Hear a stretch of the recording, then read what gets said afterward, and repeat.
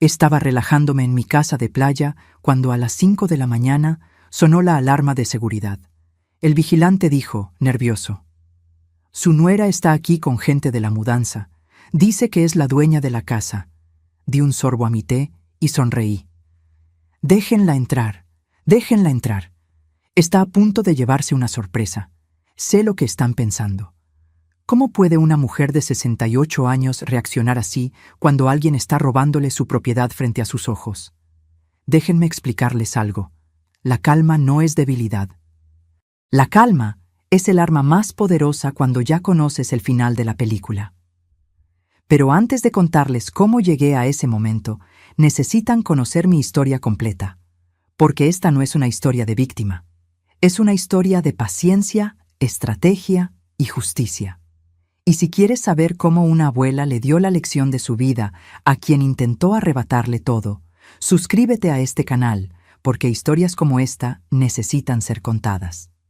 Mi nombre es Carmela Soto. 68 años de vida, 40 de trabajo incansable, 8 de viudez. Construí mi patrimonio con estas manos que ahora tiemblan un poco al sostener una taza, pero que nunca temblaron cuando tuve que levantar a mi familia.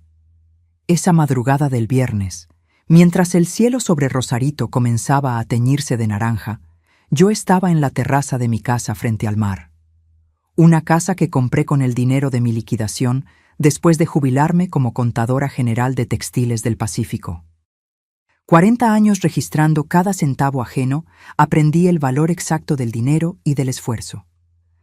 La brisa salada me despeinaba mientras sostenía mi taza de té de manzanilla. Tengo un ritual.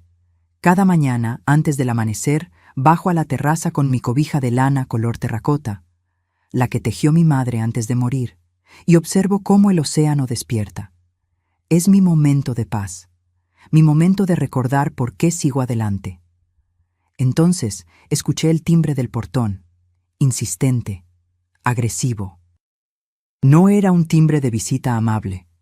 Esteban, mi vigilante nocturno, un hombre de unos 50 años con cara de preocupación constante, apareció corriendo por el jardín lateral. Su linterna rebotaba contra su chaleco de seguridad. «Señora Carmela, disculpe la hora». Su voz quebraba. «Hay un camión de mudanzas en la entrada. Y su nuera, la señora Vanessa, dice que viene por sus cosas, que la casa es de ella ahora». No me levanté de inmediato. Tomé otro sorbo de mi té. Sentí el líquido tibio bajar por mi garganta. Observé cómo las olas rompían contra las rocas. «¿Cuánta gente trae?», pregunté con una calma que hasta a mí me sorprendió. «3 cargadores, señora, y un camión grande, de esos de mudanza profesional». Sonreí. No fue una sonrisa de alegría, fue una sonrisa de reconocimiento. Ese momento que estás esperando finalmente llegó. «Esteban, ábreles el portón». «Señora, que pasen, déjenla entrar, déjala hacer todo lo que quiera». Esteban me miró como si me hubiera vuelto loca, y tal vez lo parecía.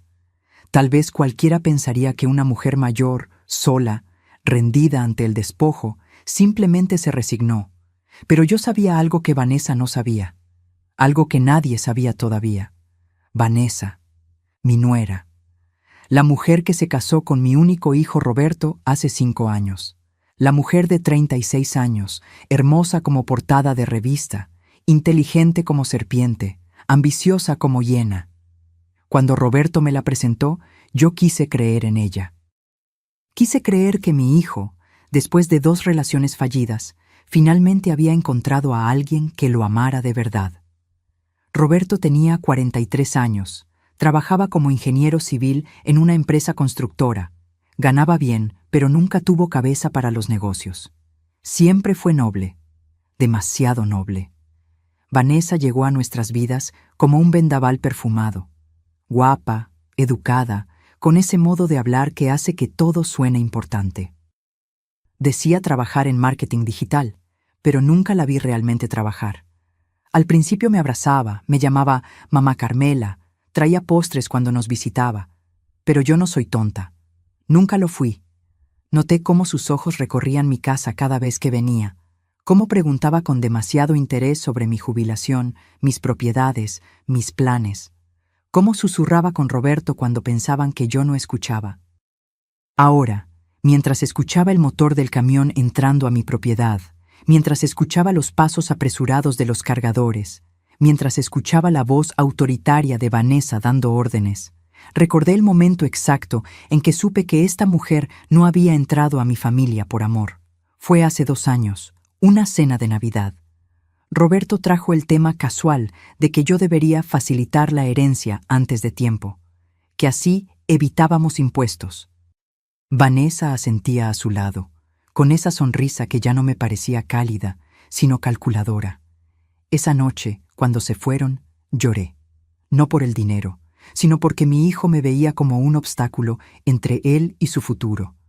Pero las lágrimas se secaron, y en su lugar creció algo más duro, más inteligente.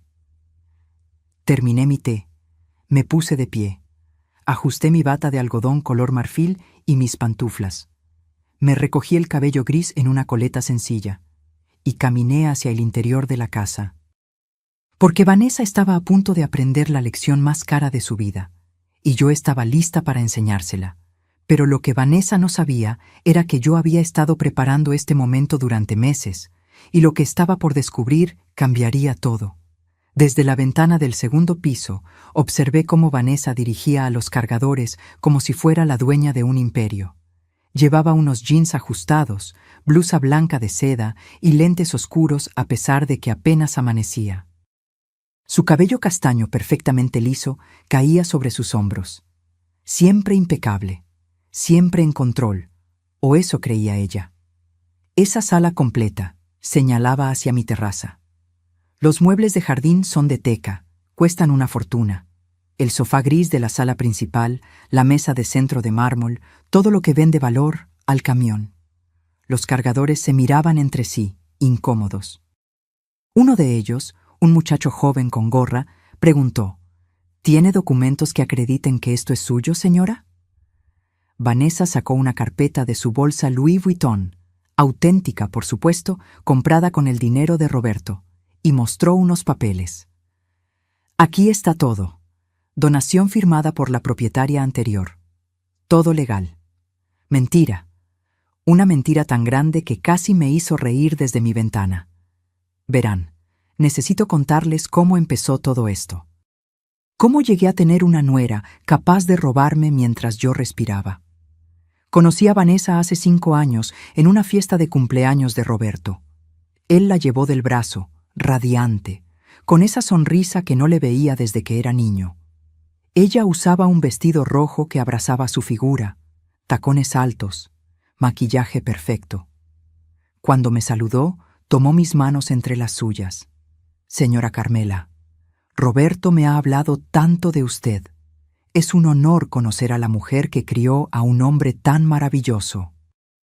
Las palabras correctas, el tono correcto, la sonrisa correcta. Pero yo he vivido 68 años y una aprende a leer lo que está detrás de las sonrisas. Sus ojos me estudiaban, no con cariño, con evaluación, como cuando entras a una tienda y calculas si puedes pagar lo que ves en el aparador. Los primeros meses fueron teatro puro. Vanessa venía a mi casa en Ciudad de México cada domingo. Ayudaba en la cocina, preguntaba por mi salud, traía flores. Roberto estaba encantado. Yo quería estar equivocada, quería que mi instinto me estuviera mintiendo. Pero entonces empezaron los cambios sutiles. Las visitas se hicieron quincenales, luego mensuales. Roberto comenzó a cancelar comidas conmigo porque Vanessa había planeado algo. Cuando yo llamaba, él sonaba apurado, distraído, siempre con prisa. Una tarde lo confronté. Fue en mi cocina, 6 meses después de la boda. Roberto había venido solo, cosa rara ya. «Hijo, siento que te estoy perdiendo», le dije mientras le servía café. Él evitó mi mirada. «Mamá, no es eso, es solo que Vanessa piensa que eres muy invasiva. Dice que necesitamos espacio para construir nuestro matrimonio. Invasiva». Esa palabra me atravesó como cuchillo. ¿Invasiva por querer ver a mi hijo? No lo tomes personal. Ella viene de una familia diferente, más independiente, como si amar a tu familia fuera una debilidad. Tragué mi dolor. Sonreí. Le dije que entendía, pero esa noche, sola en mi casa, lloré hasta quedarme sin lágrimas. Mi esposo había muerto 8 años atrás de un infarto fulminante. Roberto era todo lo que me quedaba, y alguien me lo estaba quitando, pedazo por pedazo. Los meses pasaron, las distancias crecieron. Roberto dejó de contarme de su vida. Ya no sabía si tenía problemas en el trabajo, si estaba feliz, si dormía bien. Vanessa había construido un muro entre nosotros, ladrillo a ladrillo, con palabras suaves y sonrisas venenosas. Y entonces comenzaron las insinuaciones sobre el dinero. Fue en una cena familiar, hace 2 años y medio. Roberto y Vanessa me invitaron a un restaurante elegante en Polanco. Yo pensé que querían reconciliarse conmigo. Llegué con esperanza en el pecho. Vanessa pidió vino caro. Roberto parecía nervioso. A mitad de la cena, ella soltó la pregunta con una sonrisa dulce. «Mamá Carmela, Roberto me contó que tienes 3 propiedades. ¡Qué bendición!, ¿verdad?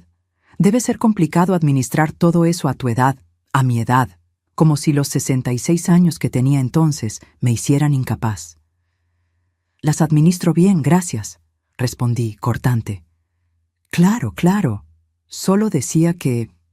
Bueno, Roberto es tu único heredero. Y con los impuestos sobre herencias tan altos en México, sería más inteligente hacer una donación en vida. Así evitas que el gobierno se quede con la mitad». Roberto miraba su plato. No me defendió. No dijo, «No es el momento», o «Eso lo decidirá mi mamá». Solo silencio cómplice. «Mis propiedades están en un fideicomiso», respondí. «Yo soy la única beneficiaria mientras viva. Después pasarán a Roberto. Todo está en orden». Vanessa apretó los labios. Su sonrisa no llegó a sus ojos.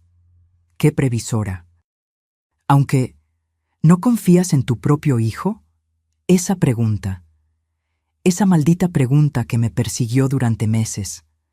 Porque ahí estaba el veneno real. Hacerme sentir culpable por proteger lo que había construido con 40 años de trabajo. Hacerme sentir como si no confiar en entregar todo inmediatamente significara que no amaba a mi hijo. Desde mi ventana, observé cómo Vanessa señalaba ahora hacia mi colección de cuadros en la sala. Pinturas que había comprado en mis viajes, cada una con una historia, con un recuerdo. Esos también, todo lo que tenga valor. Uno de los cargadores preguntó de nuevo, ¿estás segura de que la dueña autorizó esto? Porque si no, ¿quieren que llame a la policía y les diga que están obstruyendo una mudanza legal? La voz de Vanessa se volvió filosa. Hagan su trabajo y les pago el doble. El dinero. Siempre el dinero. Esa era Vanessa. Bella por fuera, vacía por dentro. Y mi hijo, mi Roberto noble y bueno, se había enamorado de la envoltura sin ver que el regalo estaba podrido. Respiré profundo. Dejé que actuara. Dejé que se confiara. Porque cada minuto que pasaba, cada mueble que ordenaba cargar, cada palabra que decía frente a testigos, era una pieza más de evidencia. Y yo había aprendido algo en 40 años de contabilidad. Los números no mienten. Los documentos no mienten. La verdad siempre sale a la luz cuando sabes dónde buscar. Vanessa gritó hacia la casa. «Y revisen el estudio. Debe haber una caja fuerte. Seguro ahí guarda las escrituras y las joyas». Sonreí, porque no tenía ni idea de lo que realmente guardaba yo en ese estudio, y estaba a punto de descubrirlo. Pero había algo que Vanessa ignoraba completamente. Algo que cambiaría su sonrisa de triunfo en una expresión de pánico absoluto. Bajé las escaleras despacio, sin prisa. Cada escalón era una decisión consciente. Cada paso me acercaba al momento que había estado esperando durante meses. Desde el recibidor podía ver la espalda de Vanessa. Seguía dando órdenes, ajena a mi presencia. Los cargadores movían cajas, envolvían lámparas, desconectaban la televisión de pantalla grande que Roberto me había regalado el año pasado para mi cumpleaños. Irónico, ¿verdad? Él me dio ese regalo, y ahora su esposa venía a robármelo. Pero déjenme explicarles qué estaba realmente en juego aquí. Porque esto no era solo por una casa de playa o unos muebles, esto era por el trabajo de toda mi vida. Tengo 3 propiedades, 3. Cada una comprada con mi propio esfuerzo, sin ayuda de nadie. La primera, mi casa familiar en la Colonia del Valle, en Ciudad de México. Un hogar de 2 pisos con jardín, 4 recámaras, donde crié a Roberto, donde enterré a mi esposo Héctor. Valuada en 4.800.000 pesos según el último avalúo. Ahí están mis recuerdos, las fotos en las paredes, el árbol de limones que plantamos cuando Roberto cumplió 5 años. La segunda, un departamento en Polanco que compré hace 15 años como inversión. Lo rento a una pareja de extranjeros. 3.200.000 pesos de valor. Esa renta mensual de 32.000 pesos me ayuda a vivir con dignidad, a no pedirle nada a nadie, a ser independiente. La tercera, esta casa frente al mar en Rosarito, mi refugio, mi lugar de paz. 5.500.000 pesos. La compré con mi liquidación cuando me jubilé. 40 años trabajando, calculando presupuestos ajenos, auditando cuentas de millones, mientras yo misma vivía con lo justo. Y cuando finalmente me tocó, cuando recibí mi liquidación de 2.800.000 pesos, más mis ahorros, decidí darme este regalo. Un lugar donde despertar viendo el océano. Un lugar donde nadie me dijera qué hacer. Un lugar mío. Total del patrimonio, 13.500.000 pesos. Más los ahorros en el banco, más las inversiones en CETES. Casi 15 millones en total. Para muchos, tal vez no sea una fortuna, pero para una mujer que empezó trabajando como auxiliar contable, ganando 3.000 pesos al mes hace 40 años, que se quedó viuda y tuvo que sacar adelante a un hijo sola, que nunca gastó en lujos, sino en educación y futuro. Era mi dignidad convertida en cifras. Y Vanessa quería todo. No parte, todo. Después de que Héctor murió, cuando Roberto tenía 25 años y ya trabajaba, mi abogado me recomendó crear un fideicomiso, algo que protegiera mi patrimonio, pero asegurara el futuro de mi hijo. Señora Carmela, me dijo el licenciado Edmundo Vera, un hombre serio de 60 años que había sido amigo de mi esposo. Ponga todo en un fideicomiso. Usted será la única beneficiaria mientras viva. Nadie puede tocar nada. Cuando usted fallezca, todo pasa automáticamente a Roberto. Limpio, legal, sin impuestos excesivos. Y eso hice. Firmé los documentos. Todo quedó protegido. Yo podía usar, vender, rentar o hacer lo que quisiera con mis propiedades, pero nadie más podía reclamarlas, ni siquiera Roberto. Cuando le expliqué esto a mi hijo, él lo entendió, o eso creí. Mamá, está perfecto. No quiero que te preocupes por estas cosas. Solo quiero que vivas tranquila. Esas fueron sus palabras. Hace 8 años, cuando todavía era mi Roberto, antes de Vanessa. Todo cambió hace 6 meses. Fue un domingo. Roberto y Vanessa aparecieron sin avisar en mi casa de Ciudad de México. Yo estaba en el jardín podando las rosas. Vanessa traía una carpeta en las manos y una expresión que ya no intentaba disfrazar de amabilidad. «Mamá, necesitamos hablar», dijo Roberto, sin siquiera saludarme con un beso. Nos sentamos en la sala. Vanessa abrió la carpeta y sacó unos documentos impresos. «Mira, mamá Carmela, Roberto y yo hemos estado investigando. Si donas las propiedades ahora, en vida, los impuestos son mucho menores y además, hizo una pausa calculada. A tu edad, ¿no sería mejor simplificar? No tener que preocuparte por administrar todo esto. A mi edad, otra vez esa frase.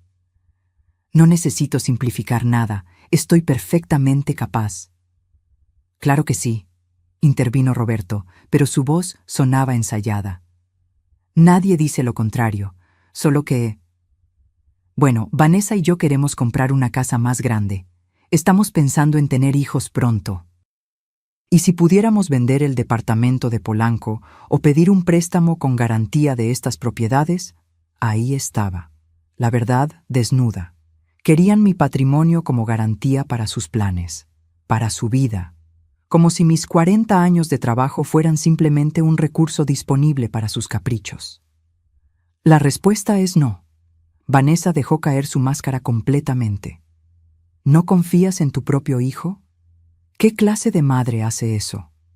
Una que trabajó cada día de su vida para tener algo propio. Una que no va a regalar su seguridad solo porque alguien se lo pida. Roberto se puso de pie, furioso. Nunca lo había visto así. Eres increíblemente egoísta, mamá. Todo lo que tengo te lo debo a ti, pero ahora que necesito tu apoyo me das la espalda. Esas palabras me rompieron en pedazos. Mi hijo, mi único hijo, llamándome egoísta por no entregarle todo lo que había construido. Vanessa puso su mano en el hombro de Roberto. Déjala, amor, ya veo cómo es. Prefiere aferrarse a sus cosas que ayudar a su propia familia. Se fueron dando un portazo. Yo me quedé en esa sala, temblando, con un dolor en el pecho que no era físico, pero dolía más que cualquier enfermedad. Esa noche lloré hasta el amanecer, no por el dinero, sino porque había perdido a mi hijo, porque Vanessa había logrado lo que quería, volverlo contra mí.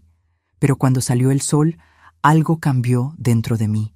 Dejé de llorar, me levanté, me vi en el espejo. Vi a una mujer de 68 años con ojeras y arrugas, sí, pero también vi algo más. Vi fuerza, vi inteligencia, vi 40 años de experiencia lidiando con números, con auditorías, con gente que intentaba robar o engañar. Y supe que no iba a ser víctima. Ese mismo día llamé al licenciado Edmundo. Necesito su ayuda. Alguien va a intentar quitarme lo que es mío. Y necesito estar preparada. Ahora, parada en el recibidor de mi casa de playa, viendo a Vanessa dirigir el saqueo de mis pertenencias, recordé cada paso que había dado desde aquel día, cada documento que había escondido, cada grabación que había guardado, cada evidencia que había recopilado. Vanessa finalmente se dio la vuelta, me vio ahí parada, en mi bata y pantuflas, y sonrió, una sonrisa de victoria. Carmela, qué sorpresa verte aquí. No dije nada todavía, solo la observé. Y en ese silencio, ella cometió su primer error de la mañana. Pensó que mi silencio era rendición, pero lo que no sabía era que cada segundo que pasaba, cada palabra que decía, estaba cavando su propia tumba. Vanessa caminó hacia mí con esa seguridad que solo tienen los que creen que ya ganaron. Sus tacones repiqueteaban contra el piso de madera. Se detuvo a 1 metro de distancia, cruzó los brazos y ladeó la cabeza con una expresión de falsa preocupación. Carmela, ¿dormiste bien? ¿Te ves? Confundida, confundida. Qué palabra tan conveniente. Estoy perfectamente clara, Vanessa. Veo que trajiste ayuda. Ella soltó una risa suave, casi maternal. Ah, claro. Sé que debe ser difícil para ti procesar esto. Por eso vine temprano, para no hacerte pasar un mal rato. ¿Recuerdas los papeles que firmaste hace un mes? La donación. Esta casa ahora está a mi nombre. Legalmente. Me ofreció café. En mi propia casa. Como si ella fuera la anfitriona y yo la invitada. Pero necesito retroceder. Necesito contarles sobre aquella cena. La cena que me rompió pero también me despertó. Porque fue ahí donde comprendí hasta dónde era capaz de llegar esta mujer. Fue hace 3 meses. Un viernes por la noche. Roberto me llamó, algo inusual ya. Su voz sonaba casi alegre. Mamá, Vanessa y yo queremos invitarte a cenar. Hace mucho que no compartimos tiempo en familia. ¿Qué te parece el restaurante azul histórico? Ese que te gusta. Mi corazón se iluminó. Tal vez, pensé, tal vez las cosas podían mejorar. Tal vez Vanessa había reflexionado. Tal vez mi hijo me extrañaba tanto como yo a él. Qué ingenua fui. Llegué al restaurante con un vestido color vino que guardaba para ocasiones especiales. Me peiné con cuidado. Me puse el collar de perlas que Héctor me regaló en nuestro 20º aniversario. Quería verme bien. Quería que Roberto se sintiera orgulloso de su mamá. Cuando entré, vi que había más gente de la que esperaba. En la mesa larga estaban los padres de Vanessa, don Fermín y doña Lupita, una pareja de clase media que siempre me habían tratado con frialdad. También estaban la hermana de Vanessa, Daniela, con su esposo, y dos parejas más que no conocía, pero que Vanessa presentó como amigos íntimos de la familia. 12 personas. Una cena íntima se había convertido en un evento. Vanessa me recibió con un abrazo que olía a perfume caro y falsedad. «Mamá Carmela, qué gusto verte. Siéntate aquí, junto a mí». Me colocó en medio de la mesa. Roberto estaba al otro extremo, curiosamente lejos, como si me hubieran puesto en el centro de un escenario. Comenzamos a cenar. Pedí enchiladas suizas, algo sencillo. Los demás ordenaron platillos caros, vinos que costaban más de 1,000 pesos la botella. Yo tomaba agua mineral. La conversación fluía normal. Hablaban de viajes, de negocios, de chismes de gente que yo no conocía. Me sentía fuera de lugar, pero intentaba sonreír, asentir, participar cuando podía. Entonces, entre el plato fuerte y el postre, Vanessa levantó su copa. «Quiero hacer un brindis, por la familia, por los lazos que nos unen». Todos levantaron sus copas.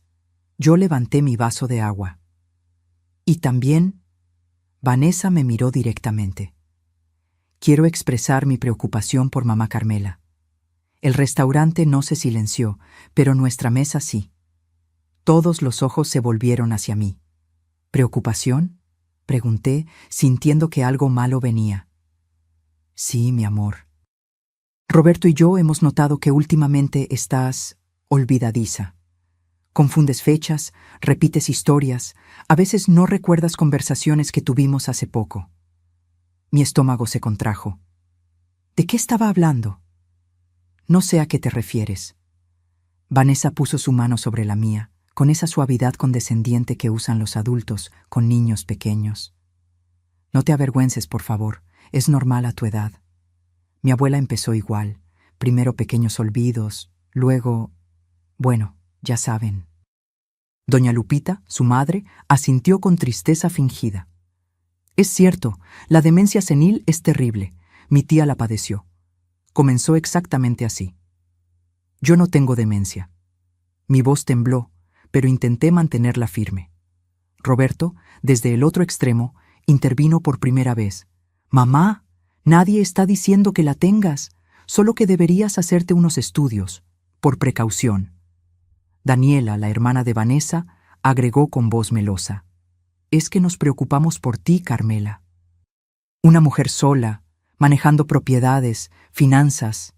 ¿Y si te confundes con algo importante? Podrías perder todo». Ahí estaba, la verdadera intención, pintarme como incapaz, como senil, como alguien que necesitaba que otros tomaran control de su vida.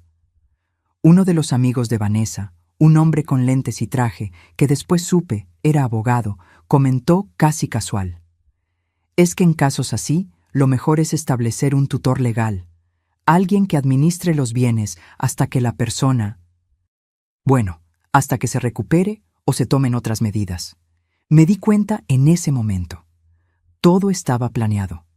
Esta cena no era reconciliación, era una emboscada pública, una humillación diseñada para que testigos respetables vieran a una anciana confundida, para construir un caso que justificara quitarme el control de mi patrimonio. Vanessa continuó, dirigiéndose a los invitados: «Por eso, Roberto y yo queremos convencerla de que firme un poder notarial, por su propia seguridad. Así, si algo pasa, si se confunde o necesita ayuda, nosotros podemos actuar rápido». Las miradas de lástima me atravesaban. Me veían como un problema, como una vieja terca que no aceptaba su deterioro. Intenté hablar, defenderme, pero mi garganta estaba cerrada. Las lágrimas peleaban por salir y yo no podía dejarlas. No delante de esta gente, no darles esa satisfacción. No necesito ningún tutor, logré decir. Estoy perfectamente bien. Vanessa suspiró, como si lidiara con una niña caprichosa. Eso es exactamente lo que dicen todos los pacientes en etapas tempranas. La negación es parte del proceso. Roberto no dijo nada. Mi hijo, mi única familia de sangre, estaba sentado ahí, dejando que su esposa me destruyera frente a extraños. Y su silencio dolió más que cualquier palabra. Me levanté de la mesa. Dejé mi servilleta sobre el plato. Tomé mi bolsa. Disculpen, pero no me siento bien. Me retiro. Nadie intentó detenerme. Bueno, Vanessa hizo un gesto dramático. ¿Ves? Se altera con facilidad. Otro síntoma. Salí del restaurante con la poca dignidad que me quedaba. Pedí un taxi. Y durante todo el camino a casa, lloré. Lloré por mi hijo perdido. Lloré por la crueldad. Lloré porque me sentí pequeña, humillada, indefensa. Llegué a mi casa vacía. Me quité el vestido color vino y lo aventé al fondo del closet. Me quité las perlas. Me miré al espejo y vi a una mujer destruida. Pero esa noche, entre las lágrimas y el insomnio, algo dentro de mí se endureció. Me negaba a ser víctima. Me negaba a que esta mujer me robara no solo mi patrimonio, sino mi dignidad, mi historia, mi valor. A la mañana siguiente hice 3 llamadas. Primera, al licenciado Edmundo Vera, mi abogado. Segunda, a un investigador privado cuyo nombre me había dado una amiga años atrás. Tercera, a mi médico de cabecera, el doctor Fuentes, para que me hiciera todos los estudios cognitivos posibles y documentara que estaba en plenas facultades mentales. Si Vanessa quería guerra, la tendría. Pero sería una guerra que ella no vería venir. Ahora, parada en mi casa de playa, viendo cómo Vanessa sonreía creyendo que había ganado, recordé cada segundo de aquella humillación y me llené de una calma helada, porque el dolor te enseña, y yo había aprendido bien. ¿Quieres ese café, Carmela?, preguntó Vanessa señalando hacia la cocina como si fuera suya. Sonreí. Por primera vez en meses, sonreí de verdad. No, gracias. Prefiero esperar a que lleguen mis invitados. Vanessa parpadeó, confundida. ¿Qué invitados? Y justo en ese momento sonó el timbre del portón. El timbre sonó una vez, 2 veces, insistente. Vanessa miró hacia la puerta, luego a mí. Por primera vez esa mañana vi una sombra de duda cruzar su rostro. ¿Quién más viene a estas horas? No respondí. Solo caminé hacia la entrada con pasos lentos, deliberados. Esteban ya había abierto el portón. Escuché el motor de un auto, luego otro. Pasos aproximándose. Pero antes de que les cuente quién llegó, necesitan entender cómo preparé este momento. Porque la justicia no llega sola. La justicia se construye, se documenta, se planea con paciencia. Aquella mañana, después de la cena humillante, desperté con los ojos hinchados pero la mente clara. Me preparé un café de olla, el que me enseñó a hacer mi madre con canela y piloncillo. Me senté en mi cocina y saqué una libreta. Durante 40 años llevé contabilidades. Números, auditorías, evidencias. Sabía cómo funcionaba el mundo de los documentos, las pruebas, los registros. Y si algo me había enseñado mi trabajo es esto: la verdad siempre deja rastro. Solo hay que saber buscar. Escribí en esa libreta 3 nombres: licenciado Edmundo Vera, abogado de confianza, doctor Armando Fuentes, mi médico de 20 años, Marco Salinas, investigador privado, 3 pilares para construir mi defensa. El licenciado Edmundo llegó a mi casa ese mismo lunes. Tiene 68 años como yo, cabello gris perfectamente peinado, traje impecable siempre. Fue compañero de estudios de Héctor en la universidad, un hombre honorable. Le conté todo: la cena, las acusaciones de demencia, la presión para firmar poderes, el distanciamiento de Roberto. Edmundo me escuchó sin interrumpir. Cuando terminé, Ajustó sus lentes y dijo: «Carmela, esto es un patrón clásico. Están construyendo un caso para declararte incapaz y tomar control de tus bienes. Hemos visto esto antes. Personas mayores con patrimonio, familiares ambiciosos. ¿Qué puedo hacer? Primero, necesitamos documentar tu plena capacidad mental. Ningún juez podrá declararte incapaz si tenemos estudios médicos recientes que demuestren lo contrario». Esa misma tarde fui con el doctor Fuentes. Me realizó todos los exámenes: Mini Mental State, pruebas de memoria, evaluación cognitiva completa. Una semana después, tuve los resultados en mis manos. Paciente de 68 años con función cognitiva completamente normal para su edad, sin signos de deterioro, orientada en tiempo, espacio y persona, memoria de trabajo excelente, capacidad de juicio intacta. Guardé esos documentos como oro. Eran mi escudo contra las mentiras de Vanessa, pero necesitaba más. Necesitaba saber quién era realmente la mujer que se había metido en mi familia. Marco Salinas llegó a mi casa un jueves por la tarde. Es un hombre de unos 55 años, ex policía judicial, ahora investigador privado. Una amiga me había dado su contacto años atrás cuando ayudó a su hermana en un caso de infidelidad.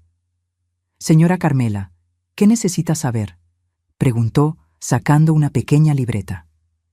«Todo. Quiero saber quién es Vanessa Aguirre antes de conocer a mi hijo. Sus relaciones anteriores, sus deudas, su historial, todo lo que pueda encontrar». Marco asintió. «Le adelanto que esto toma tiempo. Y cuesta». «No me importa cuánto cueste. Necesito la verdad. Pagué un anticipo de 40,000 pesos». Marco comenzó su trabajo. Mientras tanto, yo hacía mi propia investigación silenciosa. Cada vez que Roberto y Vanessa me visitaban, yo grababa las conversaciones en mi teléfono. Lo dejaba sobre la mesa, aparentemente olvidado, pero grabando cada palabra. Registré cada llamada donde me presionaban por las propiedades, cada comentario despectivo sobre mi edad, cada insinuación de que estaba perdiendo la cabeza. También instalé cámaras de seguridad discretas en mi casa de Ciudad de México, pequeñas, casi invisibles, en la sala, el comedor, la entrada. Edmundo me recomendó hacerlo. Si intentan forzarte a firmar algo, si te gritan, si hay cualquier tipo de coacción, necesitas pruebas, me dijo. Pasaron 3 semanas. Entonces Marco me llamó. «Señora Carmela, necesito verla. Encontré cosas importantes». Nos reunimos en una cafetería tranquila del centro. Marco puso sobre la mesa un folder grueso. Mi corazón latía rápido. «Vanessa Aguirre Mendoza», comenzó. 36 años, originaria de Guadalajara. Y aquí es donde se pone interesante. Abrió el folder. Dentro había fotografías, documentos impresos, reportes. Vanessa estuvo casada antes, de 2015 a 2018. Con un empresario de Monterrey llamado Óscar Bernal. Él tenía 52 años cuando se casaron, ella 26. Me mostró fotos de boda. Vanessa lucía radiante, exactamente igual que cuando se casó con Roberto. Misma sonrisa calculadora. El matrimonio terminó en divorcio conflictivo. Óscar la acusó de haberlo manipulado para poner propiedades a nombre de ella, de haber vaciado cuentas bancarias conjuntas. Hay una demanda por fraude que nunca prosperó porque llegaron a un acuerdo privado. Él le pagó 2 millones de pesos para que se fuera y lo dejara en paz. Sentí que el aire me faltaba. ¿2 millones? Ajá, y hay más. Antes de Óscar, tuvo una relación con un viudo de Puebla. Duró 6 meses. Él también era mayor, también tenía propiedades. La relación terminó abruptamente cuando los hijos del señor la confrontaron con evidencia de que estaba vendiendo cosas de la casa familiar sin autorización. Marco sacó más papeles. Vanessa tiene deudas, muchas, tarjetas de crédito, 780,000 pesos en total, 4 tarjetas diferentes, todas al límite. También debe dinero a prestamistas privados, al menos 200,000 pesos más, casi 1 millón de pesos en deudas, y vivía como si fuera millonaria. ¿Roberto sabe esto? Marco negó con la cabeza. Lo dudo. También investigué a su hijo, señora. Roberto tiene un historial crediticio limpio, ingresos estables. Pero desde que se casó con Vanessa, sacó un préstamo personal de 400,000 pesos y otro de 300,000 el año pasado. Todo ese dinero desapareció. Mi hijo estaba endeudado por culpa de ella, tragando deudas que ni siquiera sabía que tenía. Y el golpe final. Marco sacó capturas de pantalla de conversaciones de WhatsApp. Logré acceder a conversaciones entre Vanessa y su hermana Daniela, y entre Vanessa y una amiga cercana. Leyó algunos mensajes. Cada palabra era un cuchillo. Daniela, la vieja no suelta ni un peso. Pero no importa, ya encontré la forma. Voy a hacerla firmar una donación. La convenceré de que está perdiendo la memoria. Roberto es un tonto útil. Hace todo lo que le digo. Su mamá tiene casi 15 millones en propiedades. Si logro que done solo una, ya valió la pena este matrimonio aburrido. No voy a esperar a que se muera. Tengo deudas que pagar ahora. La voy a presionar hasta que ceda. Las lágrimas corrían por mis mejillas mientras Marco leía. No eran lágrimas de tristeza, eran de rabia. ¿Cómo conseguiste estas conversaciones? Marco sonrió levemente. Tengo mis métodos, señora. Lo importante es que esto es evidencia sólida de sus intenciones. ¿Es legal usar esto? En un juicio civil por fraude o coacción, sí puede usarse. No fue obtenido mediante intervención ilegal de líneas telefónicas. Fue, digamos que una fuente cercana a Vanessa me las compartió. No pregunté más. No quería saber. Llevé toda esa información con Edmundo. Nos sentamos en su oficina y revisamos cada documento, cada conversación, cada evidencia. Carmela, tienes un caso sólido, dijo. Si Vanessa intenta algo, si te presiona para firmar, si busca declararte incapaz, tenemos con qué defenderte. Pero más que eso, tenemos con qué contraatacar. ¿Qué sugieres? Edmundo se reclinó en su silla. Esperemos, déjala hacer su movimiento. Cuanta más confianza tenga, más errores cometerá. Y cuando cometa el error definitivo, ahí actuamos. Y así fue como esperé. Semanas. Paciencia de cazador. Hasta que hace un mes, Vanessa dio el golpe que yo estaba esperando. Llegó a mi casa con un hombre que presentó como licenciado Martínez, especialista en trámites notariales. Traían documentos actualizados del fideicomiso. Papeles muy profesionales, con sellos, con lenguaje legal complicado. Solo necesitamos tu firma aquí, mamá Carmela. Es para actualizar los beneficiarios, por tu protección. Las cámaras grababan todo. Yo leí cada línea cuidadosamente, y lo que vi me heló la sangre. No era una actualización. Era una donación directa de la casa de Rosarito a nombre de Vanessa Aguirre Mendoza, redactado de forma que pareciera legal, pero con vicios ocultos. Firmé. Sí, firmé.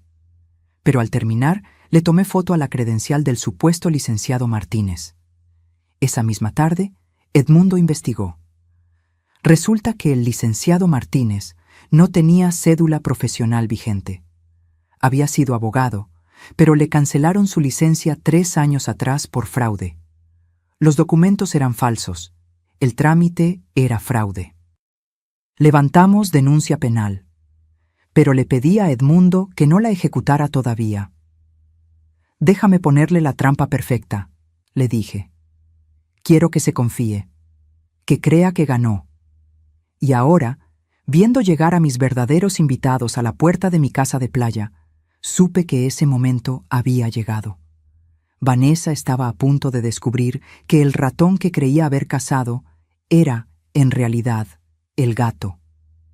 La puerta se abrió y entraron, uno detrás de otro, las piezas de mi estrategia. Primero, el licenciado Edmundo Vera, con su portafolio de piel y esa expresión seria que imponía respeto. Detrás de él, Marco Salinas, el investigador, cargando una caja de archivos. Y finalmente, 2 personas que hicieron que el color abandonara por completo el rostro de Vanessa. agentes del Ministerio Público, una mujer y un hombre, ambos con identificaciones oficiales colgando del cuello. Vanessa retrocedió un paso. Los cargadores dejaron de mover muebles. El silencio fue instantáneo. ¿Qué es esto?, tartamudeó Vanessa. Edmundo se adelantó, dejando su portafolio sobre la mesa del comedor con un golpe seco que resonó como un martillo de juez. Buenos días. Soy el licenciado Edmundo Vera, representante legal de la señora Carmela Soto. Y estos agentes vienen a investigar un presunto delito de fraude y falsificación de documentos. La agente del Ministerio Público, una mujer de unos 40 años con el cabello recogido en una coleta estricta, sacó una libreta. Señora Vanessa Aguirre, ¿correcto? Vanessa asentía sin poder hablar. Su seguridad se había evaporado como el rocío matutino. Necesitamos que nos muestre los documentos que acreditan su propiedad sobre este inmueble.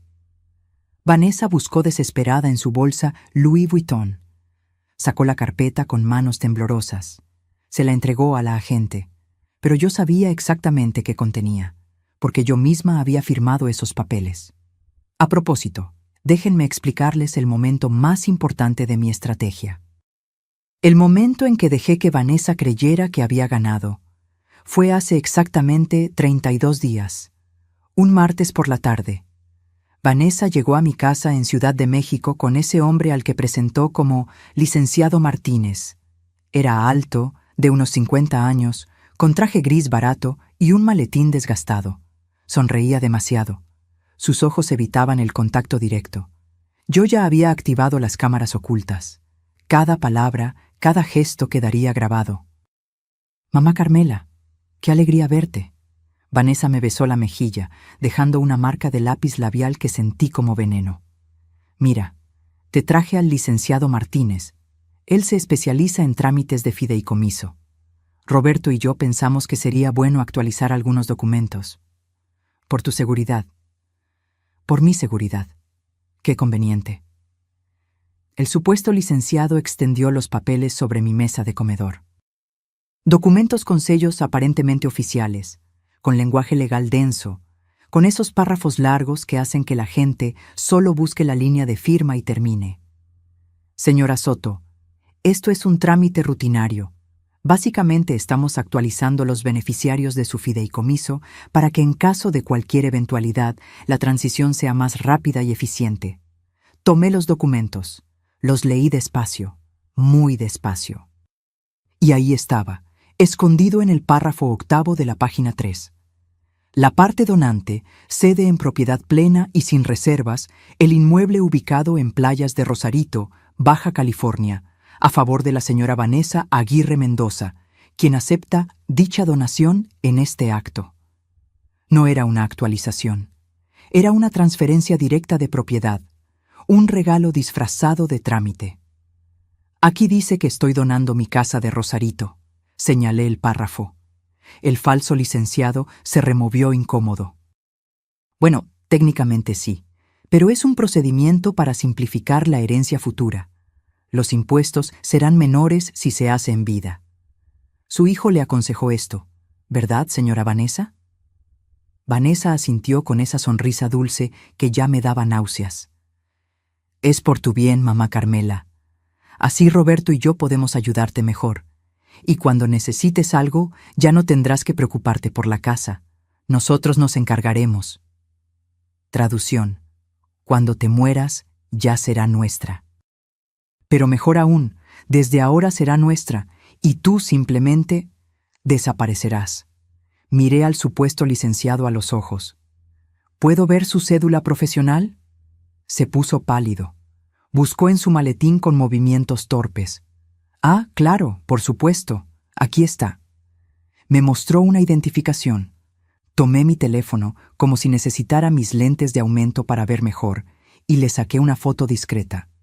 Fotografié también su credencial de elector que alcancé a ver en su cartera abierta.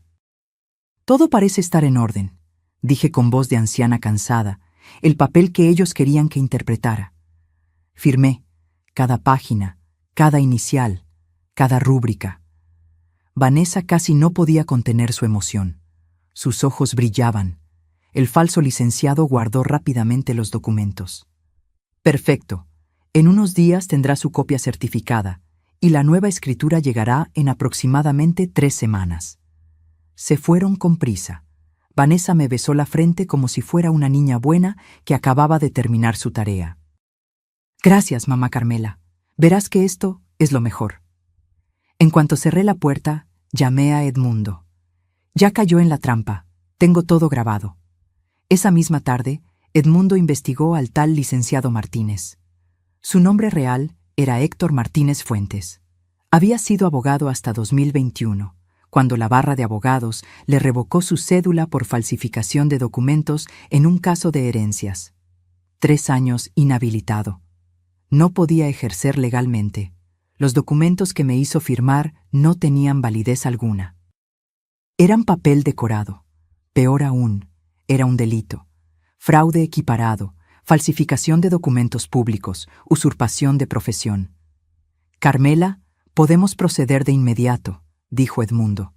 Con esto la metemos a la cárcel. No, respondí con una calma que me sorprendió a mí misma. Todavía no. Déjala que se confíe más.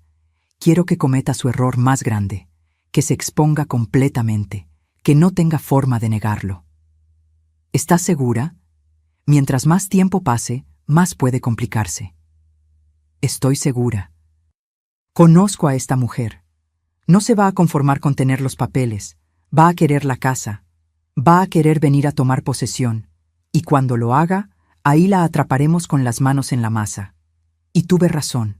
3 semanas después, los documentos falsos llegaron por mensajería a mi casa de Ciudad de México. Copias certificadas falsas, sellos apócrifos, todo un montaje impresionante. Vanessa tenía contactos en el mundo del fraude, eso estaba claro. Me llamó esa misma tarde. Mamá Carmela, ya llegaron los papeles. Todo está listo. Roberto y yo pensamos ir a Rosarito este fin de semana para revisar algunas cosas de la casa. Ya sabes, como ahora es nuestra responsabilidad. Por supuesto, hija. Vayan cuando quieran. No estarás ahí este fin de semana, ¿verdad? No. Planeo quedarme en la Ciudad de México. Tengo una cita médica el lunes. Mentira. Yo estaría en Rosarito, esperándola. Ahora, parada en mi sala, viendo cómo la agente del Ministerio Público revisaba página por página los documentos falsos, sentí una satisfacción profunda. Edmundo se acercó a mí y me entregó un folder. Lo abrí. Dentro estaban los documentos reales. Las escrituras verdaderas de mi casa, registradas en el registro público de la propiedad, a mi nombre, dentro del fideicomiso intocable. Agente, dije con voz clara y firme, esos papeles que tiene en sus manos son falsos. Fueron elaborados por un abogado inhabilitado que se hizo pasar por profesional activo. Yo firmé bajo engaño, creyendo que era un trámite de actualización. Tengo grabaciones de la conversación completa donde se demuestra el fraude. Marco Salinas abrió su caja y sacó una laptop. La conectó a mi televisión. Y ahí, en pantalla grande, comenzó a reproducirse el video. Vanessa y yo sentadas en mi comedor. El falso licenciado mintiendo sobre el trámite. Yo preguntando específicamente sobre cada cláusula. Ellos asegurándome que era rutinario, que era para mi protección. Y luego, el momento dorado, cuando el falso licenciado guardó los papeles y Vanessa le dijo, creyendo que la cámara no alcanzaba a captar: ¿cuánto tiempo hasta que podamos vender? 2 meses máximo. Le hago una escritura falsa pero que pase las verificaciones superficiales. Con eso puede firmar una promesa de compraventa y sacar dinero de un comprador anticipado. Vanessa en la pantalla sonreía. En mi sala, Vanessa temblaba. El agente del Ministerio Público levantó la vista. Señora Aguirre, queda detenida por los delitos de fraude, falsificación de documentos y asociación delictuosa. Tiene derecho a guardar silencio. Vanessa explotó. Esto es una trampa. Carmela me obligó a firmar. Ella está senil, no sabe lo que hace. Edmundo sacó otro folder. Los estudios médicos. Perfectamente legales, certificados, con fechas recientes. Aquí están las evaluaciones cognitivas de mi clienta, realizadas hace 2 semanas por 3 especialistas diferentes. Todos concluyen plena capacidad mental. ¿Quiere ver también las grabaciones de la cena donde usted la acusó públicamente de demencia sin prueba alguna? Marco puso otro video. La cena en el restaurante azul histórico. Vanessa con su discurso sobre mi supuesta demencia. Los invitados asintiendo. Roberto callado. Esto se llama difamación premeditada, continuó Edmundo. Construir un caso falso de incapacidad para justificar un despojo patrimonial. Vanessa buscaba argumentos, pero no tenía ninguno. Cada defensa que intentaba era aplastada con evidencia. Documentos, videos, grabaciones, testimonios. Entonces hizo lo que hacen todas las personas así cuando se ven acorraladas. Lloró. No fue mi idea. Fue Héctor, el licenciado. Él me convenció. Yo solo quería ayudar a Roberto. Tenemos deudas. Necesitábamos dinero. Ah, sí. Marco sacó otro sobre. ¿Estas deudas? 780,000 pesos en tarjetas de crédito. Todo gastado en ropa, viajes, restaurantes. Nada de eso fue para Roberto, ¿verdad? Le mostró los estados de cuenta. Compras en tiendas de lujo, viajes a Cancún, a Los Cabos, tratamientos de belleza por 40,000 pesos, todo cargado a tarjetas que Roberto ni siquiera sabía que existían. Y aquí, Marco continuó, implacable. Sus conversaciones con su hermana Daniela, donde dice textualmente, Roberto es un idiota útil. Su mamá es la que tiene el dinero. Vanessa se derrumbó, se dejó caer en mi sofá, el mismo sofá que hace media hora ordenaba empacar. Y yo, por primera vez en meses, sentí que podía respirar completo. Pero aún faltaba alguien por llegar. Alguien que necesitaba ver todo esto con sus propios ojos. El teléfono de Vanessa sonó. Era Roberto. Podía ver su nombre parpadeando en la pantalla. Ella no contestó. Estaba paralizada, sentada en mi sofá con las manos temblando, el maquillaje comenzando a correrse por las lágrimas. Pero yo sí tomé mi teléfono. Marqué el número de mi hijo, el número que durante meses había llamado sin obtener más que respuestas cortantes o directamente silencio. ¿Mamá? Su voz sonaba confundida. Vanessa me mandó un mensaje raro hace media hora. Decía que estaba en Rosarito. ¿Qué pasa? Roberto, necesito que vengas a la casa de playa. Ahora. Es urgente. ¿Estás bien? ¿Pasó algo? Por primera vez en mucho tiempo, detecté preocupación genuina en su voz, como si una parte del Roberto que yo conocía todavía existiera bajo todas las capas de manipulación. Estoy perfectamente bien, pero necesitas ver algo, algo que cambiará todo lo que crees saber. Hubo una pausa larga. Voy para allá. Llego en 1 hora y media. Colgué. Miré a Vanessa. Ella me miraba con odio puro. Ya no había máscaras. Ya no había sonrisas falsas ni palabras dulces. Solo la verdad desnuda de quién era realmente. Eres una víbora, siseó entre dientes. Una vieja amargada que no puede soportar que su hijo sea feliz. ¿Feliz? Repetí con calma. ¿Llamas felicidad a endeudarlo sin que lo sepa? ¿A aislarlo de su madre? ¿A planear robarle su herencia? Esa herencia le pertenece. Es su derecho. Tú solo eres la custodia temporal de dinero que debería ser de él. Ahí estaba, su verdadera filosofía. Para Vanessa, yo no era una persona. Era un obstáculo temporal entre ella y el dinero. La agente del Ministerio Público interrumpió. Señora Carmela, necesitamos su declaración formal.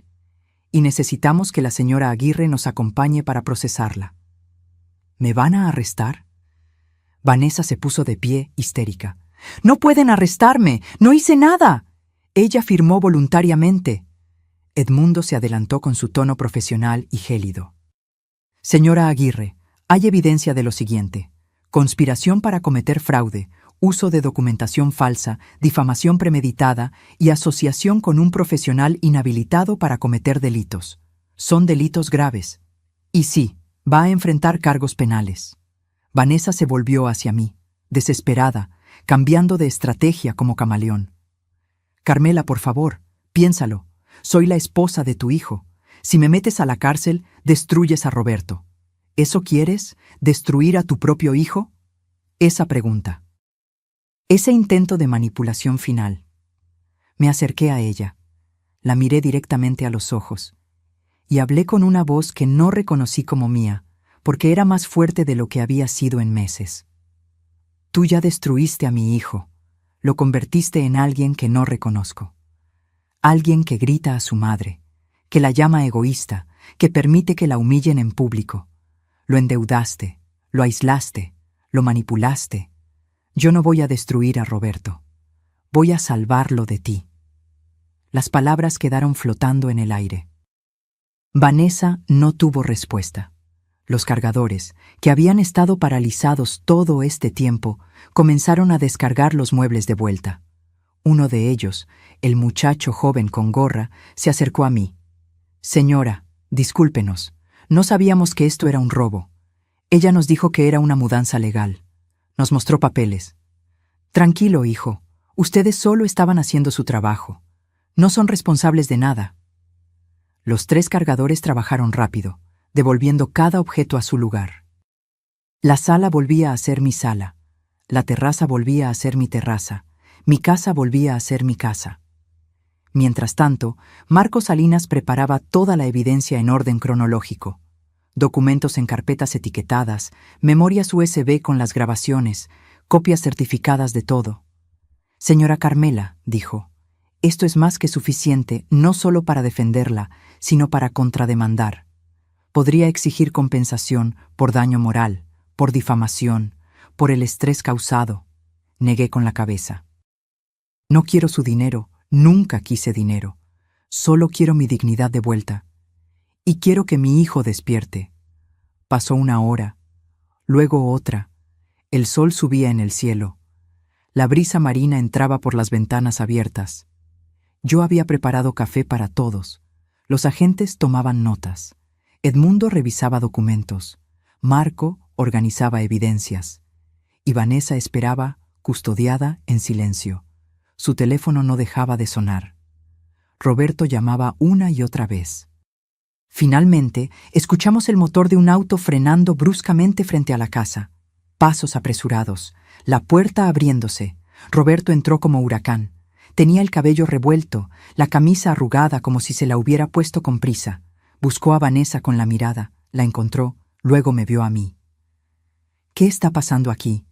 Mamá, ¿por qué hay policías? ¿Por qué?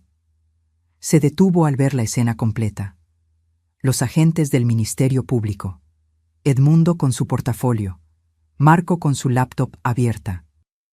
Los cargadores terminando de acomodar los muebles. Alguien explíqueme qué demonios pasa, exigió. Vanessa se levantó del sofá y corrió hacia él, abrazándolo, llorando. Roberto, tu mamá me está acusando de cosas horribles. Me quieren arrestar. Ayúdame, por favor. Roberto me miró por encima de la cabeza de Vanessa, confundido, esperando que yo dijera que esto era un malentendido. Pero no lo era. Roberto, mi voz salió más suave de lo que esperaba. Necesitas sentarte. Hay cosas que debes ver, cosas que debes saber sobre la mujer con la que te casaste. ¿De qué hablas? Vanessa me contó que firmaste una donación, que la casa era para nosotros. ¿Ahora te arrepentiste? Hijo, nunca doné nada. Me engañaron. Tu esposa y un abogado falso me hicieron firmar documentos fraudulentos, y eso es solo el principio. Roberto negó con la cabeza, incrédulo. No. Mamá, estás confundida. Vanessa no haría eso. ¿Confundida? Edmundo intervino. Su madre está en plenas facultades mentales. Tenemos evaluaciones de 3 especialistas diferentes. Lo que tiene su madre, joven Roberto, es evidencia. Mucha evidencia. Marco giró la laptop hacia Roberto. Mire esto, por favor. Y comenzó el video. El primero. Vanessa y el falso licenciado en mi comedor, las mentiras, el engaño, la firma bajo falsas pretensiones. Roberto miraba la pantalla, pálido. Vanessa intentó quitarle la laptop. «No veas eso, está editado, te lo juro». Pero Roberto la apartó. Siguió viendo, video tras video. La cena en el restaurante donde me acusaban de demencia.